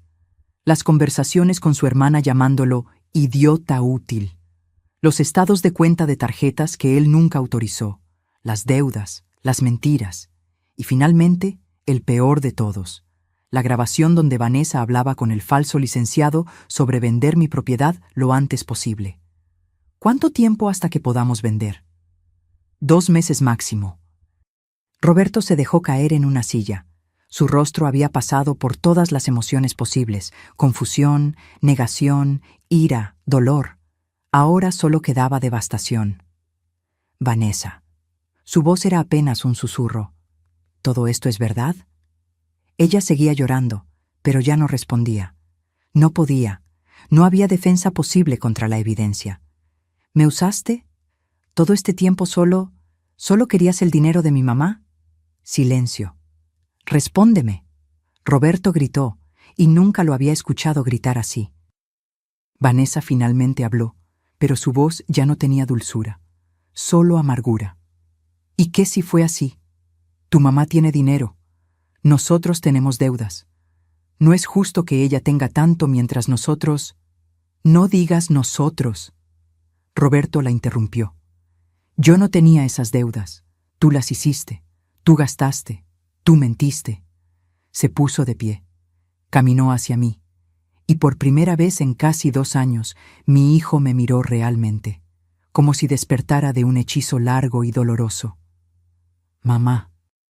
Su voz se quebró. ¿Qué he hecho? Y en ese momento me di cuenta de que recuperar a mi hijo iba a doler tanto como perderlo. Roberto se dejó caer de rodillas frente a mí. Las lágrimas corrían por su rostro sin control. Era la imagen de un hombre destruido, alguien que acababa de descubrir que su vida entera de los últimos 5 años había sido una mentira. Mamá, perdóname. Por favor, perdóname. Quise tocarlo. Quise abrazarlo como cuando era niño y venía llorando con las rodillas raspadas. Pero algo dentro de mí todavía dolía demasiado. Las heridas no sanan instantáneamente, aunque el culpable pida disculpas. Roberto, levántate, dije con voz firme. No te arrodilles. Nunca quise esto. Él se incorporó, limpiándose las lágrimas con el dorso de la mano. Me miró con ojos enrojecidos. Te llamé egoísta, te grité.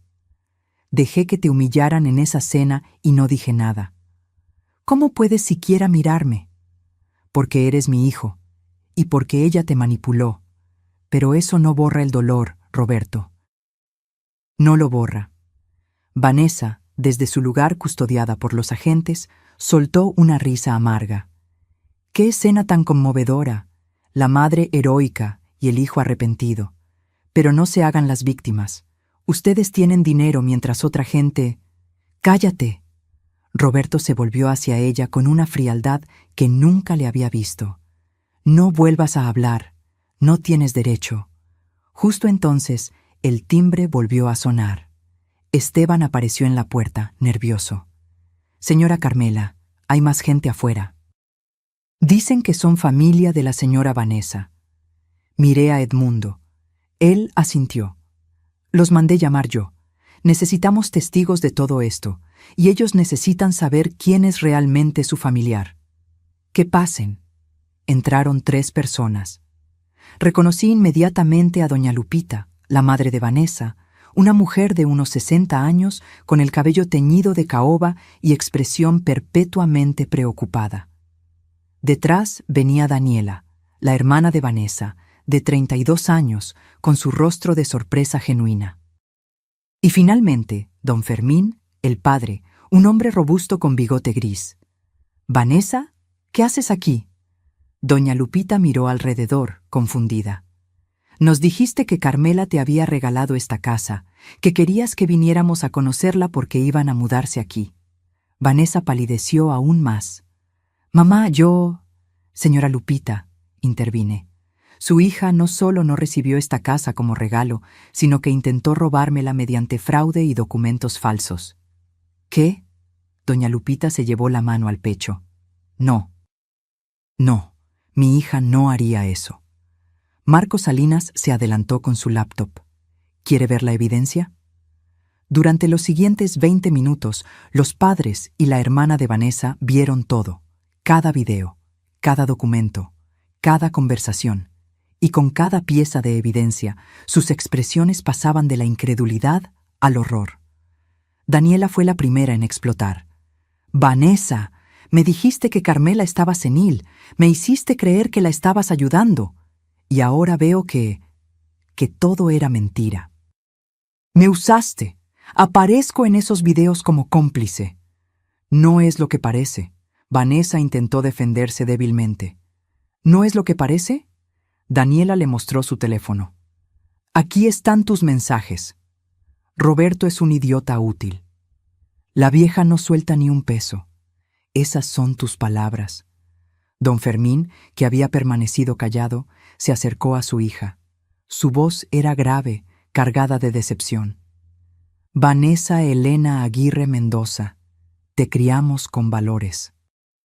Tu madre y yo trabajamos toda la vida para darte educación, para enseñarte a ser una mujer de bien. ¿Y así nos pagas? ¿Convirtiéndote en una ladrona?» «Papá, yo solo...» «No me digas papá». El hombre alzó la voz. «No reconozco a la mujer que veo aquí. Esta no es mi hija». Doña Lupita lloraba en silencio. Se acercó a mí con pasos vacilantes. «Señora Carmela, no sé qué decirle. Yo no sabía. Le juro que no sabía nada de esto. Si hubiera sabido...» Le tomé la mano. Era una mujer mayor, como yo. Una madre, como yo. Y podía ver en sus ojos el mismo dolor que yo había sentido. El dolor de ver a tu hijo convertido en alguien que no reconoces. «Lo sé, señora Lupita. Usted no tiene culpa de las decisiones de su hija. Pero sí tengo responsabilidad», sollozó. «Algo hicimos mal. Algo no le enseñamos bien». Daniela seguía gritándole a Vanessa, sacando años de resentimiento acumulado. «Siempre fuiste así, desde niña, siempre queriendo lo que no era tuyo. ¿Te acuerdas cuando le robaste el novio a mi mejor amiga? ¿Cuando falsificaste la firma de papá para sacar dinero de su cuenta? Mamá te perdonó todo, siempre te perdonó todo. Y míranos ahora». Marco interrumpió, mostrando más documentos. «Y hay algo más que la familia debería saber. Vanessa estuvo casada antes, con un empresario de Monterrey. El matrimonio terminó cuando él la descubrió vaciando cuentas bancarias. Le pagó 2 millones de pesos para que se fuera». Doña Lupita se tambaleó. Don Fermín tuvo que sostenerla. «¿Estuviste casada antes?» La madre miraba a Vanessa como si fuera una extraña. «Nos dijiste que Roberto era tu primer esposo. Nos dijiste...» Les dije lo que querían oír. Vanessa finalmente soltó la verdad con veneno. «Porque si les hubiera contado la verdad, ustedes con sus moralinas no me habrían apoyado. Necesitaba este matrimonio. Necesitaba esta oportunidad». El silencio que siguió fue ensordecedor. Don Fermín se volvió hacia los agentes del Ministerio Público. «Oficiales, hagan lo que tengan que hacer. Nosotros no vamos a defenderla, no vamos a pagar abogados, no vamos a visitarla si la meten presa, porque esta mujer ya no es parte de nuestra familia». Vanessa gritó. «Papá, no puedes decir eso. Soy tu hija». «Mi hija murió hoy. La que está aquí es una delincuente». Esas palabras cayeron como sentencia final. Vanessa se derrumbó completamente, llorando de forma histérica, pero nadie se acercó a consolarla. Ni su familia, ni Roberto, nadie. La agente del Ministerio Público habló con tono profesional. «Señora Aguirre, tiene que acompañarnos. Quedará en prisión preventiva mientras se investiga el caso completo. Los cargos son graves y hay riesgo de fuga». «No, por favor». Vanessa me miró directamente. «Carmela, por favor, retira los cargos. Te lo suplico. Haré lo que sea, me iré, desapareceré. Pero no me metas a la cárcel. Me acerqué a ella, la miré a los ojos y hablé despacio para que cada palabra quedara grabada. Vanessa, tuviste muchas oportunidades. Pudiste haberme respetado, pudiste haber amado a mi hijo genuinamente, pudiste haber construido una vida honesta, pero elegiste el camino de la mentira, el fraude, la manipulación, y las decisiones tienen consecuencias. Entonces, ¿no vas a perdonarme? El perdón es entre tú y tu conciencia. Yo solo estoy asegurándome de que la justicia se cumpla. Los agentes la esposaron. Vanessa gritaba, lloraba, rogaba, pero la sacaron de mi casa, la casa que había construido con mi esfuerzo, la casa que ella intentó robarme. Cuando la puerta se cerró, el silencio volvió. Roberto seguía de pie, inmóvil, mirando hacia donde su esposa había desaparecido.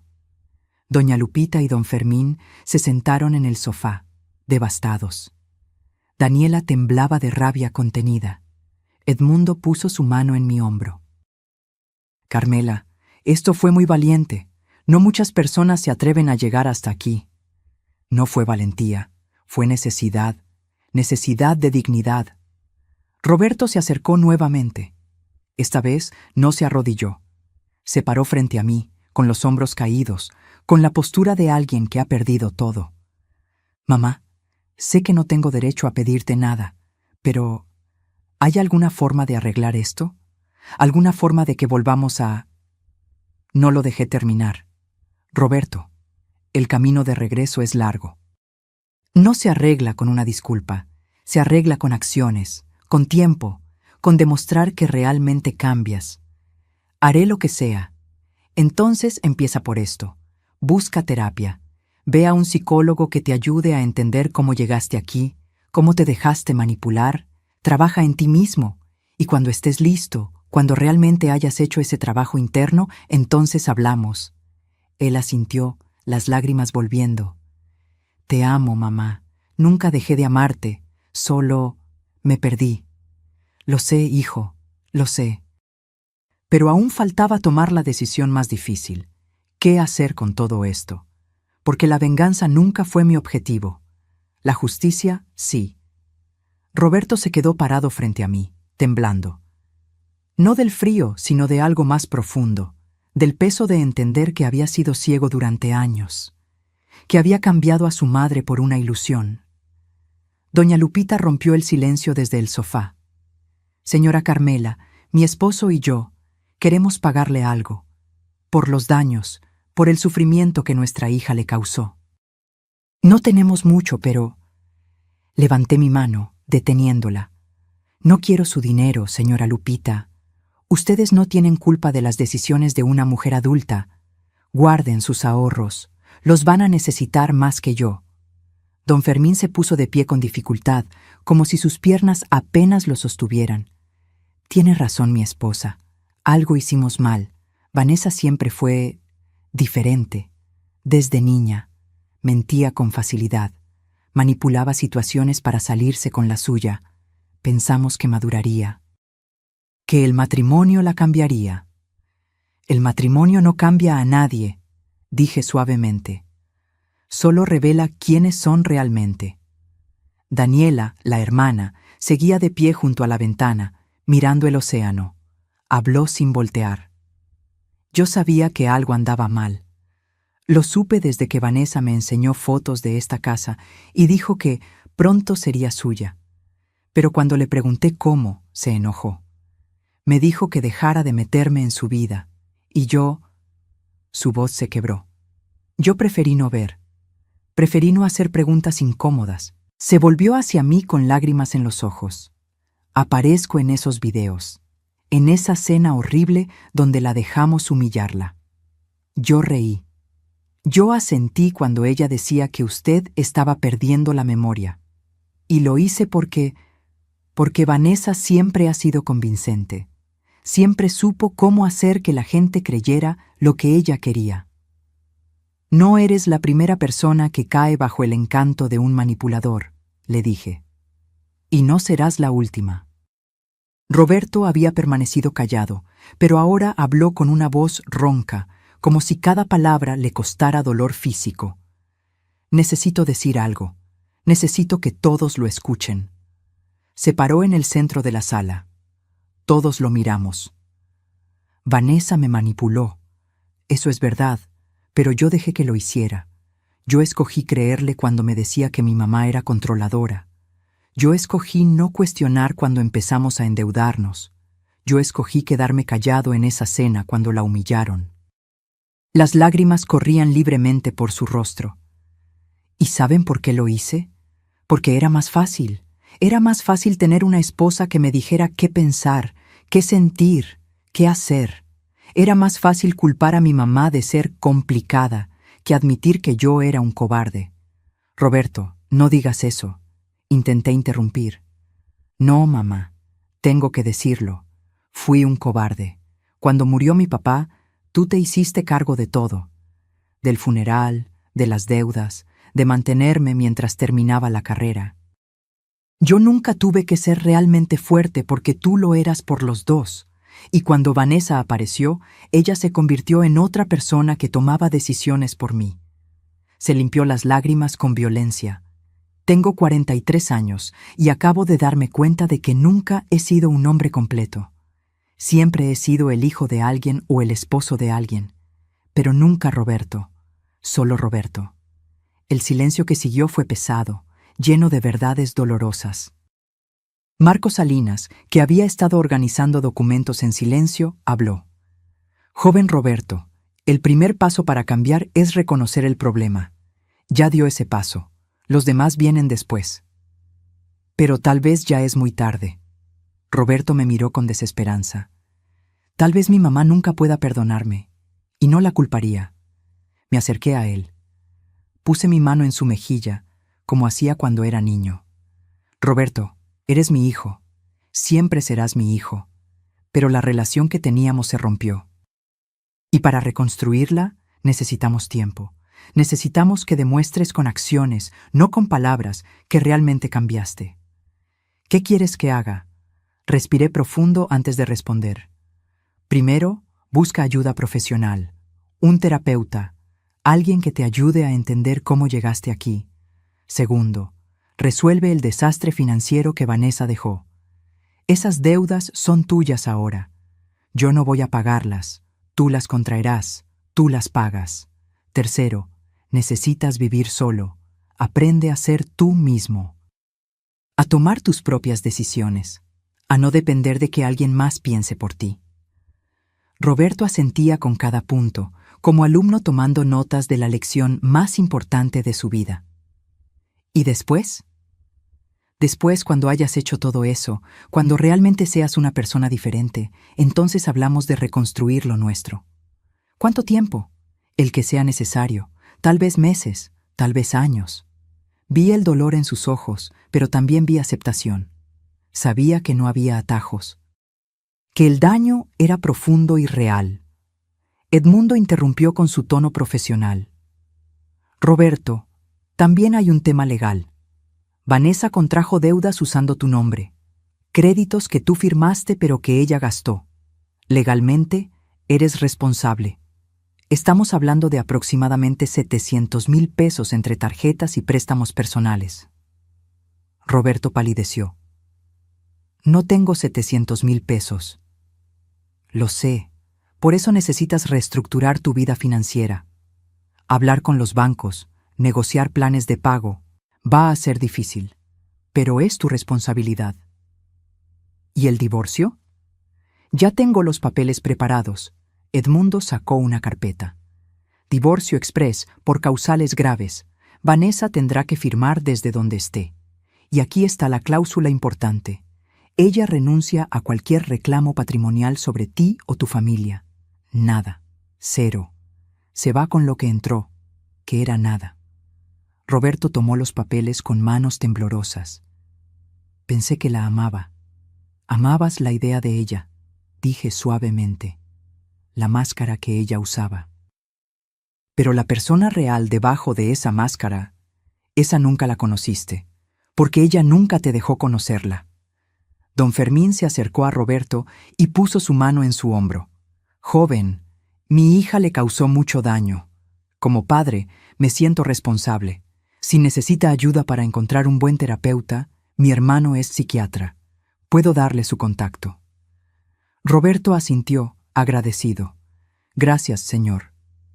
Daniela también se acercó. Roberto, si necesitas alguien con quien hablar, alguien que entienda cómo es vivir bajo la sombra de Vanessa, yo estoy aquí. No para reemplazar a nadie, solo como alguien que también fue víctima de ella. Me sorprendió ver compasión en la hermana de Vanessa, pero tenía sentido. Ella también había vivido toda su vida comparándose, compitiendo, sintiéndose menos que su hermana perfecta. El teléfono de Edmundo sonó. Contestó brevemente, asintió varias veces y colgó. Era el Ministerio Público. Vanessa ya está fichada. Le negaron la fianza porque hay riesgo de fuga. Va a permanecer en prisión preventiva durante todo el proceso. Calculan que el juicio tomará entre 6 y 8 meses.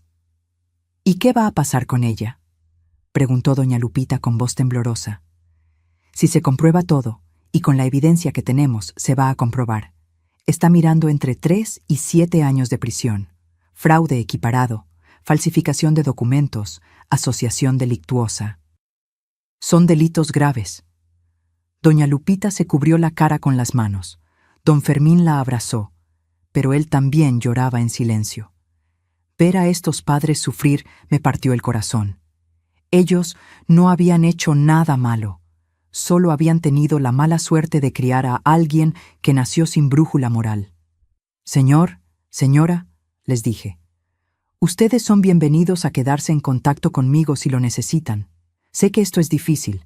Perder a un hijo, aunque sea por decisiones de ellos, duele igual. Doña Lupita me miró a través de las lágrimas.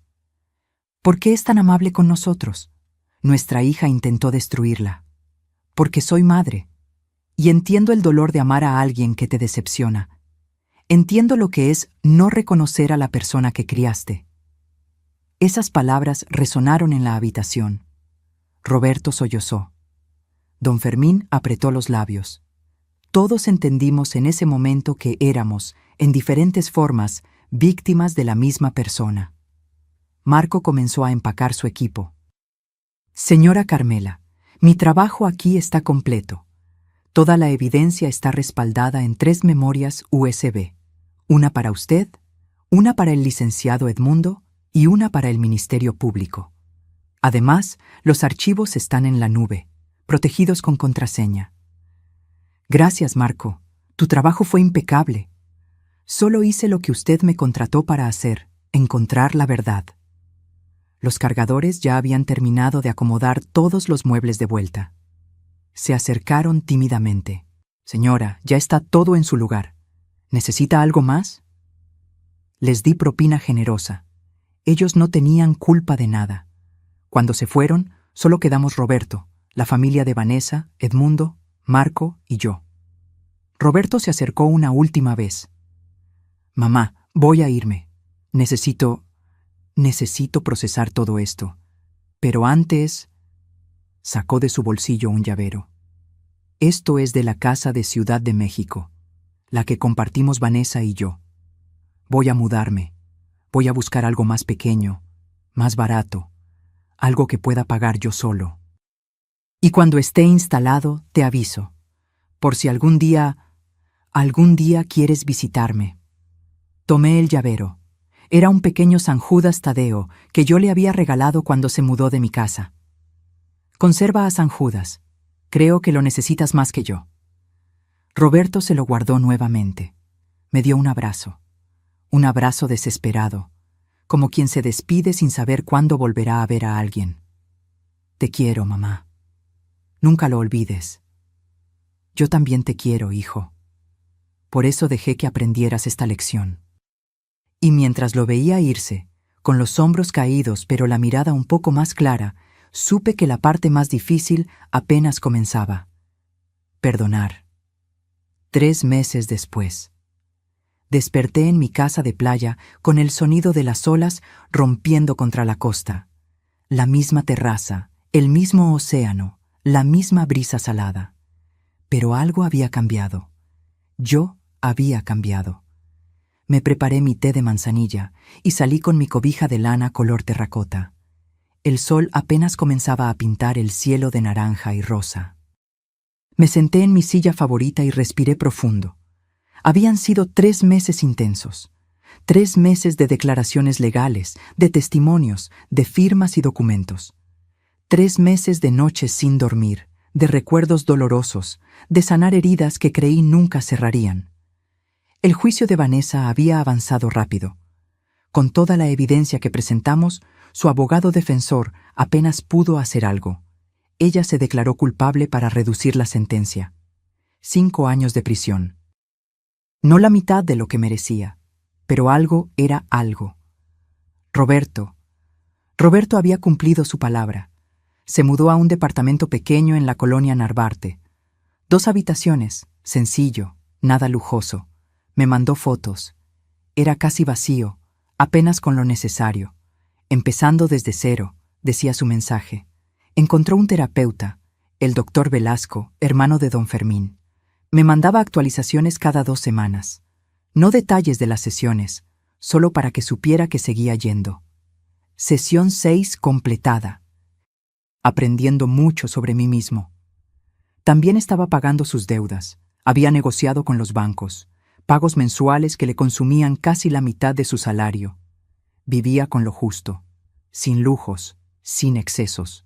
2 veces había intentado visitarme. Ambas veces le dije que todavía no, que necesitaba más tiempo, y él lo aceptó sin reclamar. Entiendo, mamá. Cuando estés lista, aquí estaré. La familia de Vanessa se había convertido en algo inesperado. Aliados. Doña Lupita me llamaba cada semana. Hablábamos de cosas simples, recetas, el clima, telenovelas. Nunca mencionábamos a Vanessa. Era como si tácitamente hubiéramos acordado que ese tema estaba prohibido. Daniela me visitó una vez. Trajo pan dulce y café. Nos sentamos en esta misma terraza. Gracias por no odiarnos, me dijo. Muchas personas en su lugar habrían cortado todo contacto con la familia completa. Ustedes no son Vanessa. No cargo los pecados de ella en sus espaldas. Daniela lloró. Me contó cómo había sido crecer a la sombra de una hermana que siempre obtenía lo que quería, que manipulaba a sus padres, que nunca enfrentaba consecuencias. Parte de mí está aliviada, confesó, aliviada de que finalmente enfrente las consecuencias de sus actos. Es horrible decirlo, pero es la verdad. No es horrible, es humano. Mi teléfono vibró. Era un mensaje de Edmundo. Carmela, todo está finalizado. El fideicomiso permanece intacto. Todas las propiedades seguras. Vanessa no puede reclamar nada ahora ni nunca. Puede dormir tranquila. Sonreí. Dormir tranquila. Hacía tanto tiempo que no lo hacía, pero había algo más que había decidido hacer. Algo que llevaba semanas pensando. Esa tarde llamé a Edmundo para una reunión. También convoqué a Roberto. Era momento. Llegaron ambos a mi casa de Ciudad de México 2 días después. Roberto lucía diferente. Más delgado, con algunas canas que no tenía antes, pero con los ojos más claros. Como si una niebla se hubiera levantado. «Mamá», me saludó con un abrazo cuidadoso, como quien toca algo frágil. «Hijo». Nos sentamos en la sala.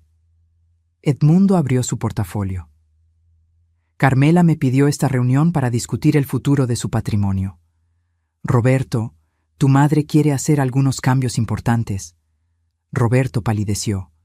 Mamá, si esto es sobre desheredarme, lo entiendo. No voy a pelear. No después de todo lo que pasó. Levanté mi mano.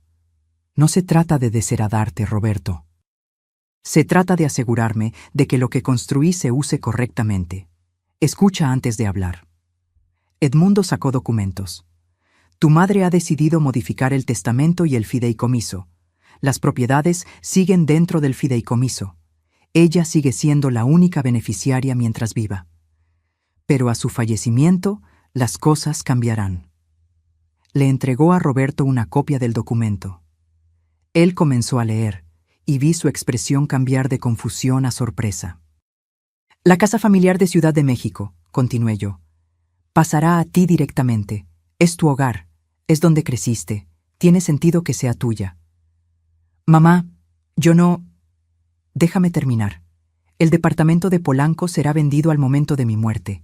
El dinero de esa venta, aproximadamente 3.200.000 pesos, será dividido en 2 partes. Una mitad para ti. La otra mitad irá a una fundación que estoy creando. ¿Una fundación? Edmundo intervino. La Fundación Carmela Soto, para la protección patrimonial de adultos mayores. Ayudará a personas de la tercera edad que enfrentan abuso financiero de familiares. Asesoría legal gratuita, apoyo psicológico, refugio temporal si es necesario. Roberto me miró con lágrimas en los ojos. Mamá, eso es hermoso. Es necesario, porque descubrí que mi caso no es único. Hay miles de personas mayores siendo despojadas, manipuladas, declaradas incapaces por familiares ambiciosos.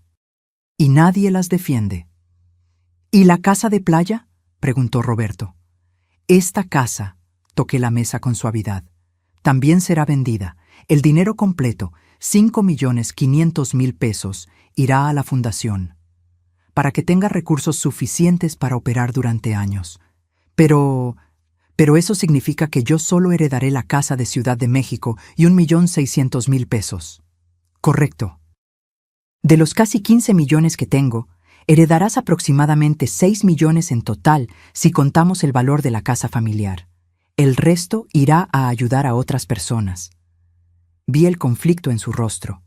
Parte de él, la parte egoísta que Vanessa había alimentado, sentía que era injusto. Pero otra parte, la parte que estaba aprendiendo a ser mejor, entendía. Es justo, dijo finalmente, más que justo. Después de todo lo que hice, debería dejarte dar todo a la fundación. No se trata de castigarte, Roberto. Se trata de que mi dinero haga una diferencia real. Y además, saqué otro documento. Hay una condición. ¿Condición? Para que recibas tu parte, debes cumplir con esto durante los próximos 5 años. 1. Continuar en terapia regularmente. 2. Mantener tus finanzas en orden, sin deudas irresponsables. 3. Trabajar como voluntario en la fundación al menos 10 horas al mes. Y 4. Reconstruir nuestra relación. No con prisa, no forzado, sino genuinamente. Si no cumplo con esas condiciones, tu parte también va a la fundación, y la Casa de Ciudad de México se convierte en la sede de la fundación.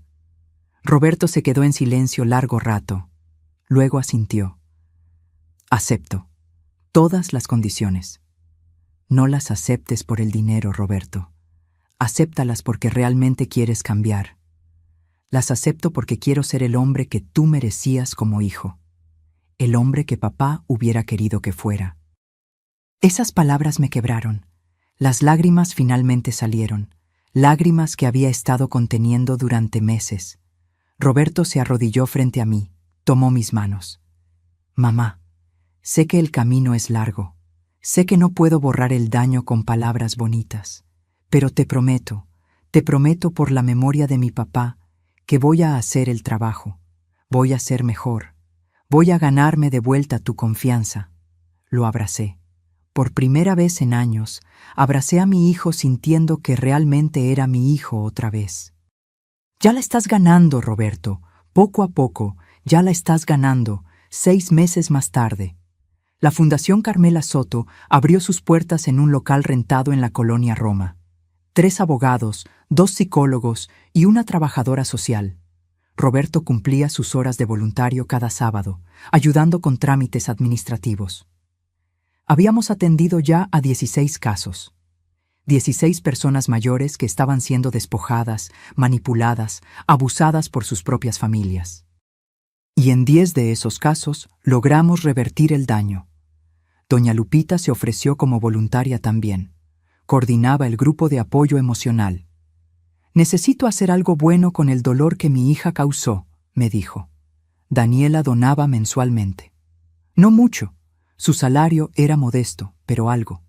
Roberto y yo cenábamos juntos cada viernes, en lugares sencillos, no restaurantes lujosos, solo comida casera y conversación honesta. Poco a poco, estábamos reconstruyendo lo que se rompió. Una tarde, mientras revisaba papeles de la fundación en mi casa de playa, sonó el timbre. Era Roberto, sin avisar. Hijo, qué sorpresa. Mamá, necesitaba verte, necesitaba decirte algo. Nos sentamos en la terraza. Él miraba el océano con expresión seria. Hoy se cumplió un año desde ese día, el día que todo explotó, el día que desperté. Lo sé, y quería decirte gracias. Gracias por no rendirte conmigo. Gracias por darme consecuencias, pero también oportunidades. Muchas madres simplemente habrían cortado todo contacto. Eres mi hijo. Cortarte a ti sería cortarme una parte de mí misma. El doctor Velasco me hizo un ejercicio la semana pasada. Me pidió que escribiera una carta a la persona que más había lastimado en mi vida. Obviamente era a ti. Sacó un sobre de su chamarra. Me lo entregó con manos temblorosas. No tienes que leerla ahora. Pero necesitaba dártela. Abrí el sobre. La carta tenía 3 páginas. Lágrimas manchaban algunas palabras. Leí en silencio mientras Roberto miraba el mar. La carta era un desahogo completo. Cada recuerdo de su infancia, cada momento en que yo había sacrificado algo por él, cada vez que me faltó al respeto y ahora lo recordaba con vergüenza. Cada sesión de terapia revelando capas de culpa, de manipulación que había sufrido, de responsabilidad que ahora aceptaba. Y al final, una promesa. Mamá, no puedo devolverte los años que perdimos, no puedo borrar las palabras que te dije. Pero puedo darte algo, el resto de mi vida siendo el hijo que mereces. No perfecto, porque sigo siendo humano, pero presente, honesto, tuyo, te amo, siempre te he amado, incluso cuando no lo demostraba. Tu hijo, Roberto. Doblé la carta y la guardé en el sobre. Miré a Roberto. Ven aquí. Él se acercó. Lo abracé fuerte, como cuando era niño y tenía pesadillas. Te perdono, hijo. Completamente. Ya no cargo con el peso del resentimiento. Roberto sollozó en mi hombro. No merezco tu perdón. Nadie merece el perdón. Por eso se llama gracia, y yo decido dártela. Nos quedamos así, abrazados, mientras el sol se ponía sobre el océano, madre e hijo, rotos pero sanando, heridos pero perdonando. Hoy, 2 años después de aquella madrugada cuando sonó la alarma, me siento en mi terraza con mi té de manzanilla y mi cobija terracota. La Fundación Carmela Soto ha ayudado a 83 personas. 83 familias donde se restauró la justicia. Roberto está comprometido con una mujer buena, una maestra de primaria llamada Patricia. Me la presentó hace 6 meses. Es sencilla, honesta, trabajadora. Y lo mira con amor genuino, no con ojos que calculan patrimonio. Vanessa cumple su condena. No la he visitado. No tengo rencor, pero tampoco tengo necesidad de verla. Su capítulo en mi vida está cerrado. Mis propiedades están seguras. Mi testamento está actualizado. Mi hijo está sanando. Y yo recuperé algo más valioso que el dinero. Recuperé mi dignidad. Recuperé mi paz. Recuperé la capacidad de dormir tranquila sabiendo que no fui víctima, sino guerrera.